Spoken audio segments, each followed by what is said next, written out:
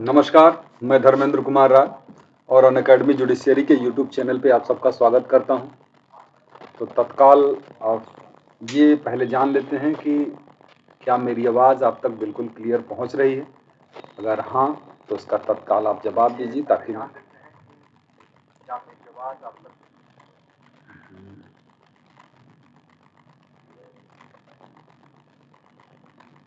ममता जी, अच्छा, thank you. तो थोड़ी सी चीज़ें हम लोग ठीक है, थैंक यू। संगीता नमस्ते, गुड इवनिंग। सब ब्रेक हो रही है तो वो तो नेटवर्क इश्यू होगा संगीता ना, वो तो नेटवर्क की वजह से थोड़ी आवाज़ ब्रेक हो रही होगी। बाकी चीज़ें मतलब यूट्यूब की तरफ से कोई प्रॉब्लम नहीं है। चलिए, जैसा कि आप जानते हैं कि ये यूट्यूब अनअकैडमी जुडिशियरी का ये यूट्यूब चैनल है और इस चैनल के माध्यम से हम लोग आपसे जुड़ पाते हैं।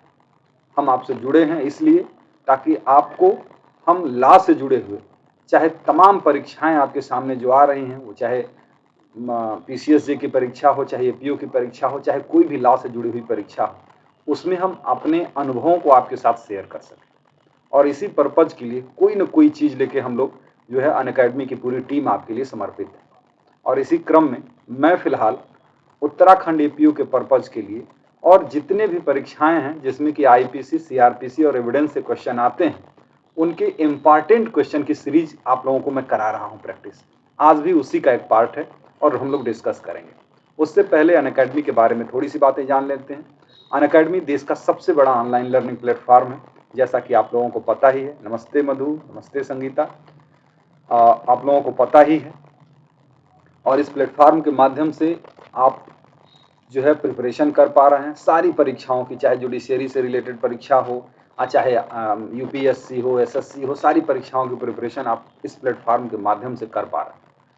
और यहाँ पर बेस्ट गाइडेंस आपको मिलता है और जो गाइड करने वाले पर्सन हैं, जितने भी एजुकेटर हैं, सारे के सारे अच्छा एक्सपीरियंस हैं और अच्छा एजुकेशन लेके आए हैं, अच्छे इंस्टीट्यूट से हैं। तो सारे ऐसे लोगों को अनअकैडमी ने एक प्लेटफॉर्म पर इकट्ठा किया है और ताकि आप लोगों को सही चीज़ और एक ही प्लेटफॉर्म पर आपको मिल सके। इस प्लेटफॉर्म पर आपको सारी चीज़ें मतलब सारे सब्जेक्ट कवर कराए जाएंगे जो कि आपकी परीक्षा के लिए ज़रूरी है। और जो 9 सब्जेक्ट आपको स्क्रीन पर दिखाई दे रहे हैं वो तो रहेंगे ही, प्लस और भी सब्जेक्ट जो कि आपके लिए ज़रूरी हैं उनको भी आपको इस प्लेटफॉर्म पर कंप्लीट कराया जाएगा। अनअकैडमी के प्लेटफॉर्म पर देखिए 2 तरीके की क्लासेस चलती हैं। एक स्पेशल क्लास होती है और दूसरी प्लस क्लासेस होती है। स्पेशल क्लासेस के लिए आपको कुछ नहीं करना होता है, बस अनअकैडमी का लर्निंग ऐप डाउनलोड करिए और जुडिशियरी गोल को जब आप डिसाइड करेंगे, उसमें चुनेंगे, तो आपको स्पेशल क्लासेस बिल्कुल फ्री में उपलब्ध हो जाएंगे और बहुत सारी क्लासेस होती हैं। प्लस क्लासेस क्या है? प्लस क्लासेस के लिए आपको सब्सक्रिप्शन लेना पड़ता है निश्चित रूप से। प्लस क्लासेस जो होंगी वो कुछ बेहतर होंगी उससे, क्योंकि सिस्टमेटिक तरीके से कोर्स उस पर चलाया जाएगा। बैच शुरू होते हैं तो उनके बारे में सारे बैच जो है प्लस क्लासेस पर मिलते हैं। और प्लस क्लासेस का मतलब वो कि जिसको आप सिर्फ सब्सक्रिप्शन लेने के बाद ही उसका लाभ ले सकते हैं। तो स्पेशल क्लासेस में क्या होता है कि स्पेशल क्लासेस में आपको सब कुछ मिल जाता है बिना सब्सक्रिप्शन के भी, और ऐसा सब्सक्रिप्शन वाले स्टूडेंट भी कर सकते हैं और बिना सब्सक्रिप्शन वाले स्टूडेंट भी कर सकते हैं। क्या फायदे हैं इन दोनों के? इंटरेक्टिव लाइव क्लासेस होती हैं, आप इंटरेक्ट हो पाते हैं टीचर से जबकि आप ऑनलाइन क्लास कर रहे होते हैं। उसके अलावा जब भी आपकी ओपिनियन लेनी होती है किसी बात पर, कोई क्वेश्चन हमको पूछना होता है, तो हम आपसे ओपिनियन आपके ले लेते हैं, पोल कर लेते हैं। आपको कोई डाउट रह गया, कोई बात समझ में नहीं आई, तो आप हैंड रेज कर सकते हैं। उसके अलावा आपकी क्लास कभी मिस नहीं होती, क्योंकि क्लास से पहले आपको नोटिफिकेशन मिल जाता है, नोट्स आपको पीडीएफ फॉर्मेट में मिल जाते हैं, और कभी भी कहीं भी बैठ के आप इसकी क्लास को कर पाते हैं, क्योंकि क्लास छूट भी जाता है तो आपको रिकॉर्डेड क्लास आपको उपलब्ध रहती है। तो अंकित नमस्ते, मोनिका नमस्ते, मधु नमस्ते, स्तुति गुड इवनिंग, फ्रॉस्टी। हाँ, अब ये मेरे हाथ में नहीं है बेटा ना, ये मेरे हाथ में नहीं है ना। तो अनुराग नमस्ते। प्लस सब्सक्रिप्शन के फ़ायदे क्या हैं? प्लस सब्सक्रिप्शन का फ़ायदा ये है कि बेस्ट एजुकेटर जो अनअकैडमी के हैं वो प्लस के प्लेटफॉर्म पर पढ़ाएंगे। लाइव क्लासेस ये भी रहेंगे, लाइव टेस्ट आप दे सकते हैं, लाइव क्विज हो सकते हैं, कोर्सेज जो हैं स्ट्रक्चर फॉर्म में रहते हैं, पीडीएफ फॉर्मेट में सारे मटेरियल आपको मिल जाते हैं। और मैंने कहा था कि प्लस में आप देखिए जैसे सितंबर 8 से, सितंबर 15 से, सितंबर 1 से, अगस्त 25 से, अगस्त 18 से, जुलाई 7 से, ये सारे इतने करंट में बैच चल रहे हैं और नए नए शुरू हुए हैं। तो इसी तरीके से नए नए जो बैच शुरू होते रहते हैं, वो बैच या उस बैच का लाभ सिर्फ आप तभी उठा पाते हैं जब आप प्लस का सब्सक्रिप्शन लेते हैं। बाकी स्पेशल क्लासेस आपको उपलब्ध होती रहेंगी। नमस्ते सर, नमस्ते जायसवाल सर, नमस्ते। क्या चार्जेस हैं ये भी देख लिया जाए। आप कोई भी प्लान चुन सकते हैं, 1 month, 3 month, 6 month, 12 month, 18 month, 24 month, कोई भी, आपके ऊपर कोई दबाव नहीं है कि आप 1 ईयर का ही सब्सक्रिप्शन लें। कोई भी प्लान आप इसमें चुन सकते हैं। और जब भी आप कोई भी प्लान चुनेंगे तो उसमें इंस्टॉलमेंट में भी फीस पेमेंट करने की सुविधा रहती है। और इतना ही नहीं, बल्कि अगर आप इस कोड का प्रयोग करें, राय लाइव, RAILIVE, राय लाइव, तो आपको फीस में 10% का डिस्काउंट हो जाएगा। तो ये भी एक फायदेमंद व्यवस्था ही है इस अनअकैडमी की तरफ से कि आप इस कोड का प्रयोग करें और फीस में 10% के डिस्काउंट है। और ये कोड आपको सिर्फ जुडिशियरी के प्लेटफॉर्म के लिए ही नहीं है, बल्कि अनअकैडमी पर कोई भी कोर्स है, किसी भी चीज की आप प्रिपरेशन करना चाहते हैं, सब्सक्रिप्शन लेंगे तो ये 10% का डिस्काउंट आपको इस कोड के माध्यम से हो जाए। कैसे हैं सर जायसवाल सर? बहुत दिनों बाद आपका मैसेज दिखाई दिया है। हाँ, एक चीज और है कि 23 तारीख से फीस जो है बढ़ जाएगी। तो आपके पास समय आप देख लीजिए कि कितना बचा है। मतलब कल से फीस बढ़ जाएगी। ये जो फीस स्ट्रक्चर आपको दिख रहा है, ये 10% इंक्रीज कर जाएगा। तो इसलिए आज रात तक ही आपके पास है कि आप इसका लाभ ले सकते हैं, 10% फीस बढ़ने न पाए। अगर आपको सब्सक्रिप्शन लेना है तो विचार बनाइए और आज ले लीजिए। मतलब 22 को 11:59 से पहले। और जो कोड है उसका प्रयोग करेंगे तो 10% तो हर हालत में डिस्काउंट हो ही जाएगा। और ये अनअकैडमी जुडिशियरी का ये यूट्यूब चैनल है और ये टेलीग्राम चैनल है। टेलीग्राम चैनल को आप इस तरीके से ज्वाइन कर सकते हैं, UA जुडिशियरी धर्मेंद्र, आप ऐसे करके आप मुझसे टेलीग्राम चैनल से भी जुड़ सकते हैं। तो ये सारी चीजें, ये सारी बातें अनअकैडमी के बारे में रही। अब हम लोग डिस्कस करेंगे, डिस्कस तो नहीं करेंगे, क्वेश्चन हम लोगों ऑब्जेक्टिव क्वेश्चन मैं आप लोगों को सॉल्व कराऊंगा, जैसा कि मैं पहले सीरीज से करता आ रहा हूं। तो वो सारी चीजें अब हम लोग आगे बढ़ाएंगे। ठीक है, तो रेडी हैं आप लोग? तो शुरू किया जाए फिर। चलिए अगला क्वेश्चन, पहला क्वेश्चन ये है,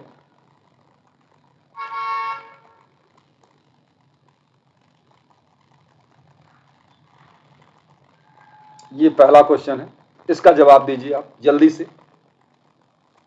section 23 of Indian evidence act 1872 deals with relevance of admission in civil cases, relevance of oral admission as to content of document, relevance of oral admission as to contents of electronic document, none of the above। तो इसका जवाब आप जल्दी जल्दी दीजिए बच्चों। ममता, अंकित, मधु, निधि,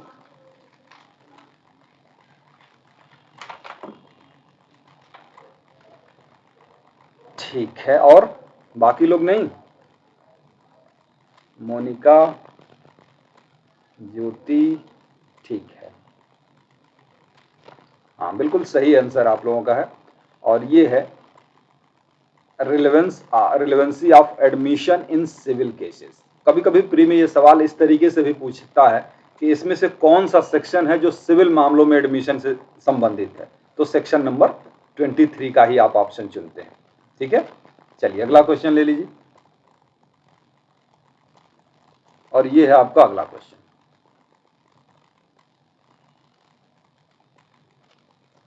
DNA test can be admitted in evidence act. DNA test किस धारा के अंतर्गत सुसंगत है? अनुराग, संगीता, ममता और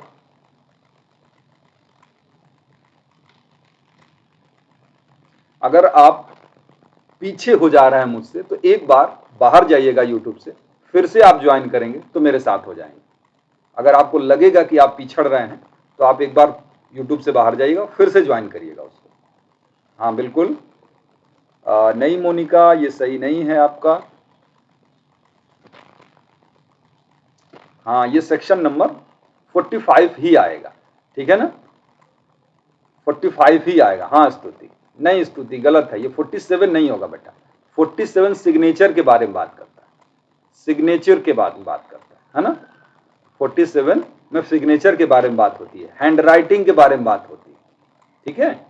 तो ये 45 जो है साइंस वगैरह की बात करता है ना? उसमें 5 चीजों को बताया गया है कि विदेशी विधि, विज्ञान, हस्तलेख, अंगुली चिन्ह, ये सब सारी चीजें 45 में है ना? तो डीएनए टेस्ट जो है आएगा 45 में, ऑप्शन नंबर बी। अरे ज्यादा कठिन करने में बच्चे जो है घबरा जा रहे हैं ना बेटा। और ये है आपका अगला क्वेश्चन। अगला question, under which of the following section of Indian evidence act the contents of electronic records may be prove? नमस्ते विकास। हाँ, इसका ऑप्शन क्या है? देखिए, अनुराग का आंसर बहुत जल्दी आ रहा है। शाश्वत शर्मा, अंकित, ममता,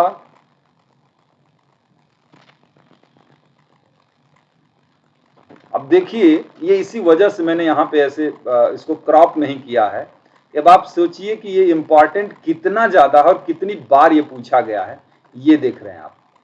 और ये ऐसा नहीं है कि पूरा है डिटेल, पूरा नहीं है, लेकिन फिर भी इतनी बार ये रिपीट क्वेश्चन है। तो ऐसे क्वेश्चन में कभी भी गलत मत करिएगा, है ना? बहुत रिपीटेड क्वेश्चन है 65B के अंतर्गत, ठीक है ना? हाँ, ये प्रूव शब्द लिख दिया गया है इसलिए बी आ जाएगा। अगला क्वेश्चन ले लीजिए, और ये है आपका अगला question.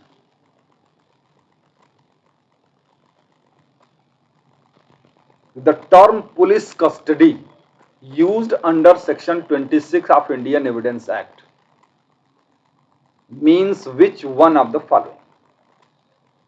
Physical presence of the police before an accused person, indirect control by police of an accused person, some restriction by police over an accused person, some kind of surveillance and restriction over the accused person by the police. अब इसका answer बताइए।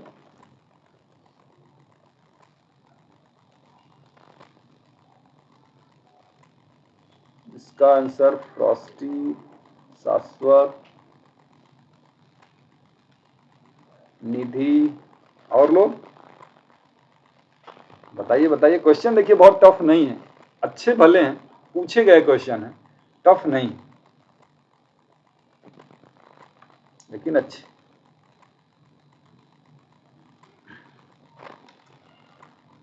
अच्छा, कोशिश करते हैं, ठीक है ना? ये है आपका ऑप्शन, ठीक है? देखिए, जब पुलिस कस्टडी का मतलब क्या है, सेक्शन 26 में यही है ना कि पुलिस कस्टडी में किया गया कन्फेशन जो है वैलिड कन्फेशन नहीं होगा और एक्सेप्ट नहीं किया जाएगा। तो पुलिस कस्टडी का मतलब दोनों होता है, फिजिकल और मेंटल। मतलब पुलिस कस्टडी का मतलब पुलिस कंट्रोल, और कंट्रोल वो फिजिकल भी हो सकता है, मेंटल भी हो सकता है। तो यही चीज आती है कि किसी भी तरह के अगर रेस्ट्रिक्शन, कंट्रोल अगर उस पर्सन पर है, डर है उसका, तो वो सेक्शन 26 के अंतर्गत कस्टडी मानी ही जाएगी। जैसे है ना कि एक पढ़ा था आप लोगों ने कि एक जो है तांगे पर अभियुक्त को पकड़ के लेके जा रहे थे और तांगे वाले से उसने कन्फेशन किया था, पुलिस वाला वहां नहीं था, तब भी वो रिलेवेंट हुआ था ना? अरे तब भी वो सेक्शन 26 लागू हुई थी ना उसमें। हाँ बेटा हो रहे हैं, थोड़ा लेट हमको लगता आ रहा है। 293 के नाम से जो क्वेश्चन है उसको देखिए, in which of the following cases a statement need not be writing. देखिए कौन सा ऐसा स्टेटमेंट है जिसे लिखित में होना जरूरी नहीं। For contradicting a witness section 145 evidence act, यानी एविडेंस एक्ट के धारा 145 के अंतर्गत जिस एविडेंस से कंट्राडिक्ट किया जाता है उसे लिखित में होना जरूरी नहीं। डाइंग डिक्लेरेशन को लिखित होना जरूरी नहीं।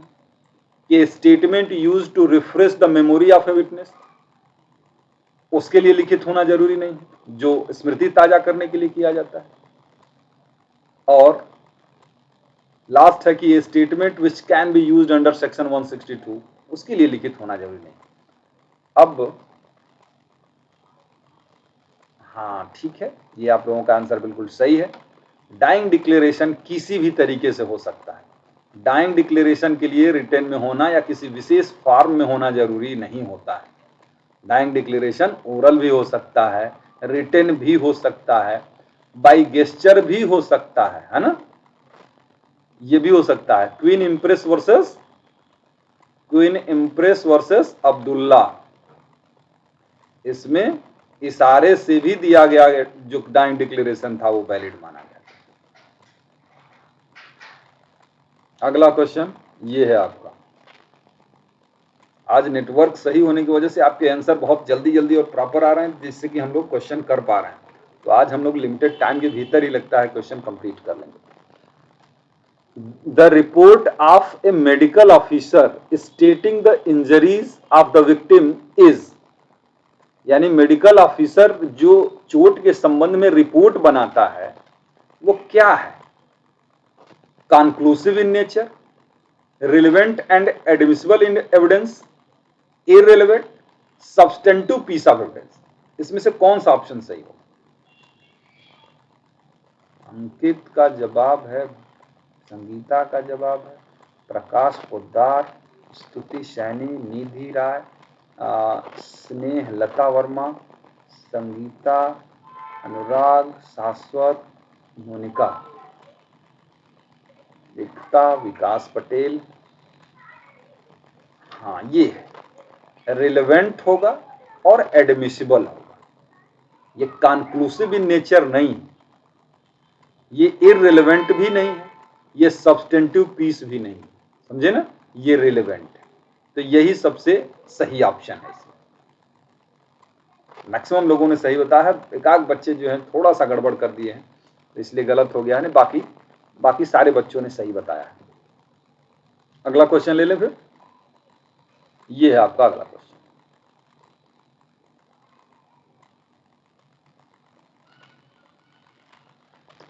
Which final judgment, order or decree of a competent court among the following is a judgment in rem? इसमें से कौन सा प्रकार का जजमेंट या डिक्री जो है वो जजमेंट इन रेम है, यानी कि सर्वबंधी निर्णय है। मैं देख रहा हूं कि वो बच्चे जो एकदम से हिंदी मीडियम के रहे हैं वो बच्चे भी अब धीरे धीरे प्रैक्टिस करते करते लैंग्वेज समझने लगे, तो ये तो फायदा हुआ है। हाँ बताइए इसमें से, इन मनी सूट धन के मामलों में, परमानेंट इंजंक्शन के मामलों में, मैट्रिमोनियल और इंसॉल्वेंसी जुरिस्डिक्शन के मामलों में, कि उपरोक्त में से कोई सही नहीं है। आपका आंसर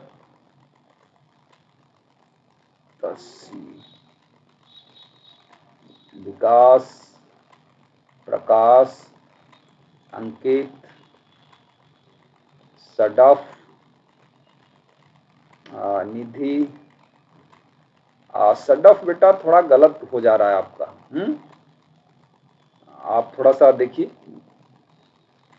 मधु, आनंद, संगीता बेटा गलत कर दी इस बार। नहीं पिछला क्वेश्चन था हमको लगता है वो, ये आपका थोड़ा सा लेट रिस्पांस आ रहा है संगीता। हाँ बिल्कुल ये है बेटा। स्तुति और मोनिका आप लोग थोड़ा सा एक बार फिर से अपडेट करिए, क्योंकि ये क्वेश्चन हो सकता है कि आपको लेट पहुंच रहा हो। ये है इन एक्सरसाइज ऑफ मैट्रिमोनियल और इंसॉल्वेंसी जुरिस्डिक्शन, यानी विवाह से संबंधित या दिवाला से संबंधित मामलों में जब कोर्ट जुरिस्डिक्शन रखता है और उसमें जो निर्णय देता है वो जजमेंट इन रेम होता है। सेक्शन 41 ऑफ एविडेंस एक्ट, यही है ना, और ये कॉन्क्लूसिव प्रूफ भी है। ठीक है, तो ये कॉन्क्लूसिव प्रूफ भी है। 4 चीजें हैं ना उसमें, विवाह के मामलों में, दिवाला के मामलों में, प्रोबेट के मामलों में, नवाधिकरण के मामलों में।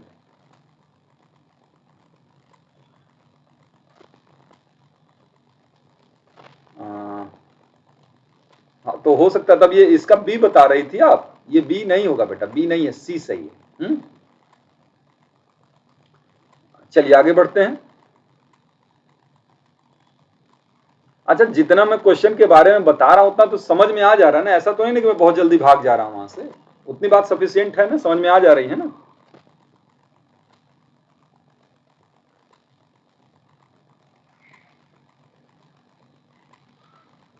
अब जुडिशियरी के लिए रिलेवेंट आप पूछ रहे हो प्रकाश, ये जुडिशियरी के ही क्वेश्चन है, तो जहां भी जुडिशियरी हो, चाहे एपीओ हो चाहे एचजेएस हो, ये सबके लिए अच्छे क्वेश्चन है, सिलेक्टिव क्वेश्चन, और एक बार से नहीं बल्कि कई बार रिपीटेड क्वेश्चन, और वही सारे क्वेश्चन मैं आपसे पूछ ही रहा हूं। द टर्म कैरेक्टर, ठीक है,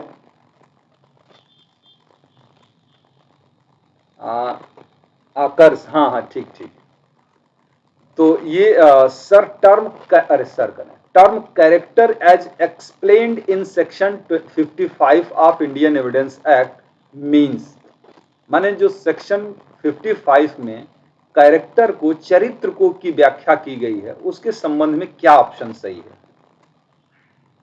ठीक है, ये है कि good and bad character, repudiation of disposition of general nature, reputation and disposition of general nature, reputation formed on the basis of particular disposition, character in a criminal act। अच्छा question है, इसका जवाब दीजिए आप।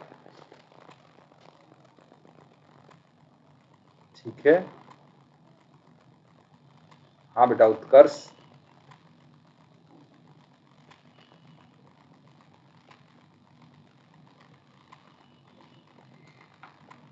हाँ बिल्कुल ठीक बता रहे हैं आप लोग, और यही ऑप्शन सही है, यही ऑप्शन सही है, reputation and disposition of general nature. इसका मतलब तो आप समझ रहे हैं ना, सेक्शन 55 क्या बताता है, ये बताता है कि कैरेक्टर में रेपुटेशन और डिस्पोजिशन दोनों शामिल होता है, रेपुटेशन और डिस्पोजिशन कैरेक्टर में दोनों शामिल होता है, और किस प्रकार का, पार्टिकुलर नेचर का नहीं, जनरल नेचर का। और रेपुटेशन क्या होता है, रेपुटेशन वो चीज होती है जो लोग हमारे बारे में समझते हैं, डिस्पोजिशन वो होता है जैसा कि हम वास्तव में होते हैं। तो कैरेक्टर जो बनता है, जैसा हम वास्तव में हैं और जैसा लोग हमारे बारे में सोचते हैं, वो दोनों से कैरेक्टर बनता है। चलिए अगला क्वेश्चन ले लीजिए, ये है आपका अगला क्वेश्चन।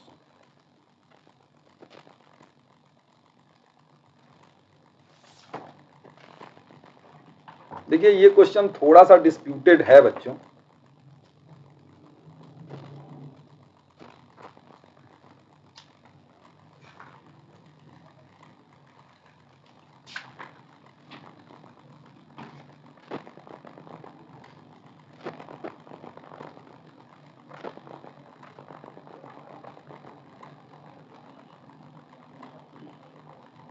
हाँ बिल्कुल, इस प्रश्न का जवाब ऑप्शन नंबर, हाँ हाँ हाँ ठीक है। इसी वजह से मैं कह रहा था कि थोड़ा सा कंफ्यूजन इसलिए है क्योंकि एक्ट जो था ये 2008 का है, लागू 2009 में है ना, तो अब 2009 में जो है उसको जो लागू किया गया है वही चीज पूरा है कि इनकॉर्पोरेट कब किया गया, इन दिस कोड, ठीक है ना, तो कब होगा, तो इसका ज्यादा सही आंसर 2009 हो जाएगा। चलिए अगला क्वेश्चन ले लेते हैं, सब रट के बैठे हैं, सब रट के बैठे हैं। ये है अगला question, criminal law amendment act 2013 came into effect on. बच्चों अब जो है ना, जितने भी क्लास हम लोग लेंगे वो शाम को 6:30 बजे ही रहेगी यूट्यूब वाली, वो 2 बजे वाला टाइम जो है बहुत आप लोगों के लिए भी असुविधाजनक रहा होगा और मेरे लिए भी हो रहा था। तो इसका बहुत सही, अब अच्छा लग रहा है आज कि आप लोगों का रिस्पांस, आज नेटवर्क अच्छा हो चाहे हमारी किस्मत अच्छा हो, आप लोगों का रिस्पांस बहुत सही और बहुत तेज आ रहा है। तो ये है 3 फरवरी 2013। मुझे लगा था कि ये क्वेश्चन बहुत ज़्यादा आसान हो जा रहा है, ये आपको बहुत अच्छे से याद होगा, लेकिन फिर भी हमने सोचा कि एक बार रिवीजन ही हो जाए। ठीक, और ये है आपका अगला क्वेश्चन, ये है आपका अगला क्वेश्चन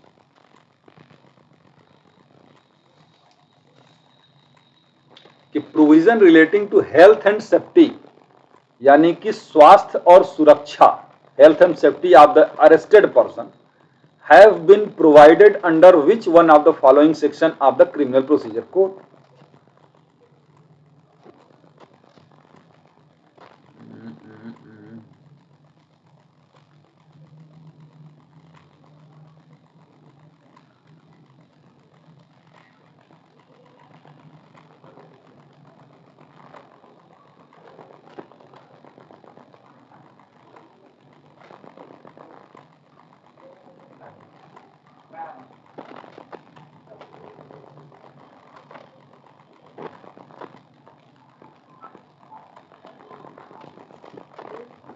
ठीक है,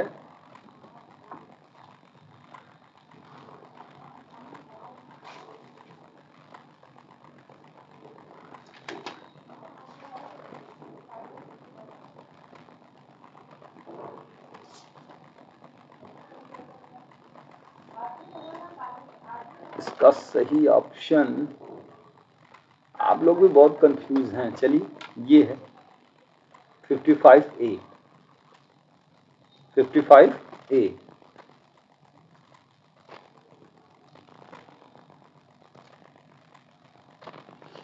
ठीक है। ये है 55A, और जोड़ा कब गया था? वही 2008 के अमेंडमेंट से 2009 में जोड़ा गया था, ठीक है ना, स्वास्थ्य और सुरक्षा से संबंधित प्रोविजन, ठीक है। अगला क्वेश्चन ले लीजिए, और ये है आपका अगला क्वेश्चन। ये क्वेश्चन भी अच्छा क्वेश्चन है कि when can a trial court release an accused on bail under section 389 class 3 of CRPC after conviction, यानी कि जब 389(3) के अंतर्गत जब कोई कोर्ट किसी पर्सन को कन्विक्ट करती है तो क्या बेल के संबंध में कौन सा नियम लागू होगा? Where the accused is on bail and imprisonment is not exceeding 3 years. Where accused on bail, imprisonment not exceeding 5 years. Where accused on bail and imprisonment 4 years. Where the accused on 2 years. इसमें से सही option तो आप लोग तो बता ही रहे हैं, ये शाश्वत, एकता, अंकित, निधि, ममता, आनंद, मोनिका, संगीता, स्नेहलता। हाँ बेटा ठीक है, यही है, ऑप्शन नंबर ए ही सही है आप लोगों का, कि जब वो 3 साल तक के कारावास से पनिश करता है, 3 ईयर तक के इम्प्रिजनमेंट से पनिश करता है, तो ऐसे पर्सन को बेल पर छोड़ देगा, है ना, उस पर छोड़ देता है, वहाँ बेल एज ए राइट लिया जा सकता है। जब हम लोग बेल पढ़ते हैं कि कहाँ कहाँ बेल एज ए राइट लिया जा सकता, तो उसमें एक सेक्शन ये भी डिस्कस करते हैं। चलिए अगला क्वेश्चन ले लेते हैं, ये है आपका अगला क्वेश्चन,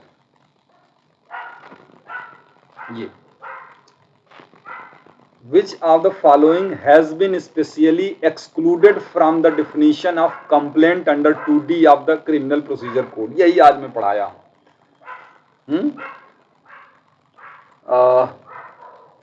रितु, अरे वाह रितु, लालू केस भी इनको याद है। रितु अपना नाम बताइए तो बेटा, ये रितु नाम ही है आपका कि दूसरा नाम मुझे लग रहा है? शाश्वत,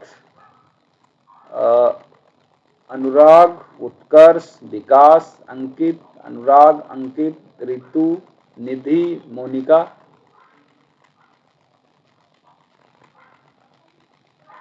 हाँ, ये बात हुई ना।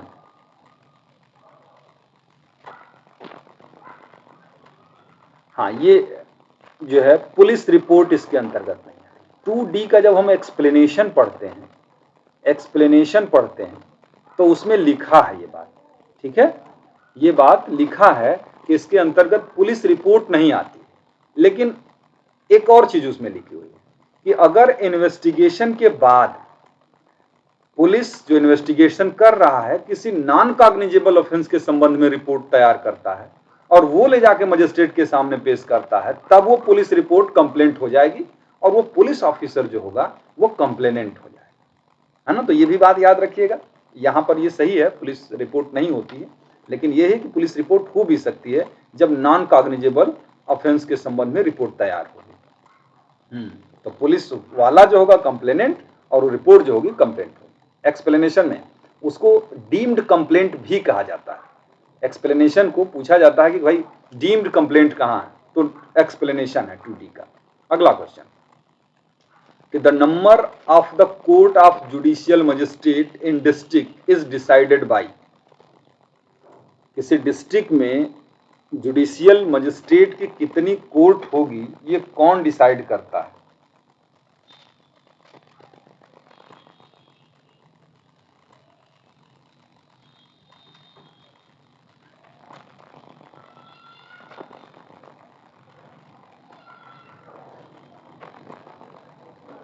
बहुत बढ़िया, बहुत बढ़िया।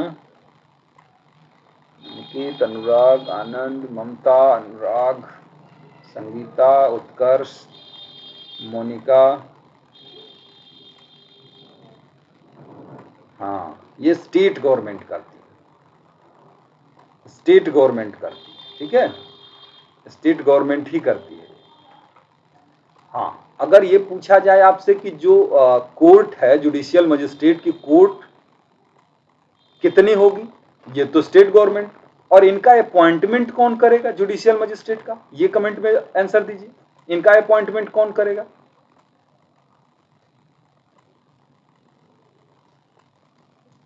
इनका अपॉइंटमेंट कौन करेगा?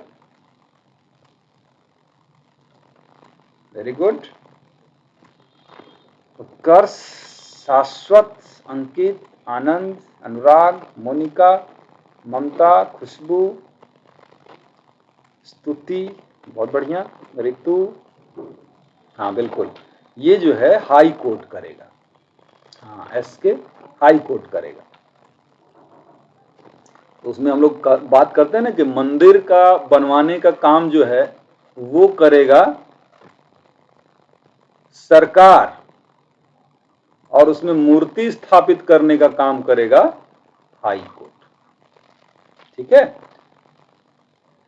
चलिए अगला क्वेश्चन ले लेते हैं। ये है आपका अगला क्वेश्चन 303 के नाम से कि an additional chief judicial magistrate shall have such power as directed by chief judicial magistrate, session जज, हाई कोर्ट, स्टेट गवर्नमेंट।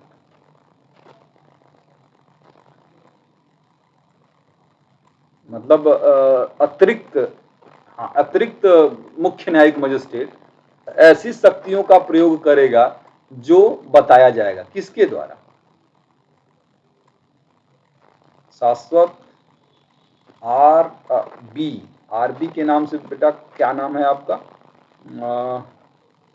अंकित, निधि, अनुराग, जितेंद्र, सलोनी, मोनिका, अनुराग, उत्कर्ष।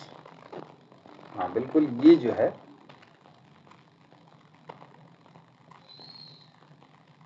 रोहित, बेस्ट, ममता। हाँ ठीक है, ये करेंगे। ये कंफ्यूज करने वाला क्वेश्चन था। कंफ्यूज करने वाला क्वेश्चन था कि जो है जनरली क्या होता है कि जितने भी मजिस्ट्रेट होते हैं उनके काम धाम जो है बताता यही है, तो हो सकता है कि आप कंफ्यूज हो जाए, लेकिन ऐसा नहीं। चलिए आगे बढ़ते हैं फिर। ये आपका है अगला question, under section 53 of CrPC examination of accused by medical practitioner is at the request of police officer of, मैंने 53 के अंतर्गत जो मेडिकल एग्जामिनेशन होता है वो पुलिस ऑफिसर की रिक्वेस्ट पर होता है। वो कौन पुलिस ऑफिसर हो?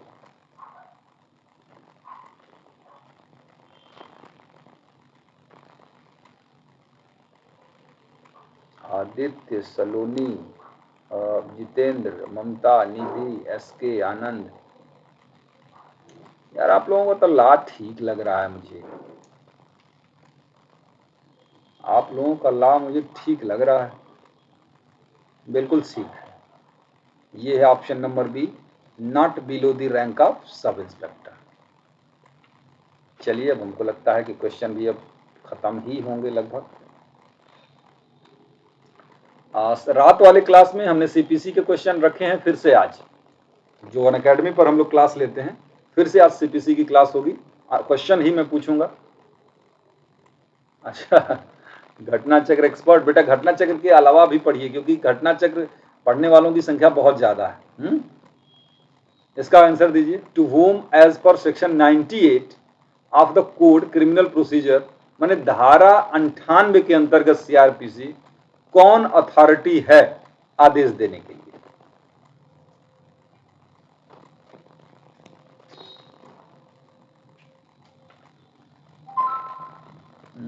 इसमें आंसर गलत आ रहे हैं क्या? उत्कर्ष कितने बजे से? 9:30 बजे से है बेटा, 9:30 बजे से रहता है। रितु, स्तुति, सलोनी, अंकित, शाश्वत, निधि, जितेंद्र, उत्कर्ष, कौशिक, अनुराग। बिल्कुल ठीक है।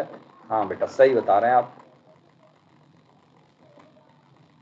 ऑल ऑफ द एबव, क्योंकि डिस्ट्रिक्ट मजिस्ट्रेट, डीएम, एसडीएम और फर्स्ट क्लास मजिस्ट्रेट यही होता है। मतलब 94 के अंतर्गत, 97 के अंतर्गत और 98 के अंतर्गत ये सारे तीनों सेक्शन में जो है अथॉरिटी सेम है और यही अथॉरिटी। तो कोई भी सेक्शन पूछेगा तो आप यही बताइएगा, 94, 97 और 98 के अंतर्गत। और ये अंतिम क्वेश्चन था। आज का सेशन हम लोग यही खत्म करेंगे। तो अच्छे खासे क्वेश्चन आप लोगों ने डिस्कस कर लिए। मैं बता दूं कल भी हम शाम को 6:30 बजे आप लोगों से मिलेंगे और इसी तरीके से इंपॉर्टेंट क्वेश्चन को डिस्कस किया जाएगा। और आज शाम को 9:30 से अनअकैडमी पर, अब अगर अभी लाइव आप देख रहे हैं उनके लिए क्वेश्चन है कि 9:30 से जो है अनअकैडमी पर सीपीसी के क्वेश्चन को हम लोग सॉल्व करेंगे और जहां जरूरत होगी उसको एक्सप्लेन भी करेंगे। ठीक है, तो रात में आओ संगीता, रात में आओ, कठिन पूछते हैं फिर।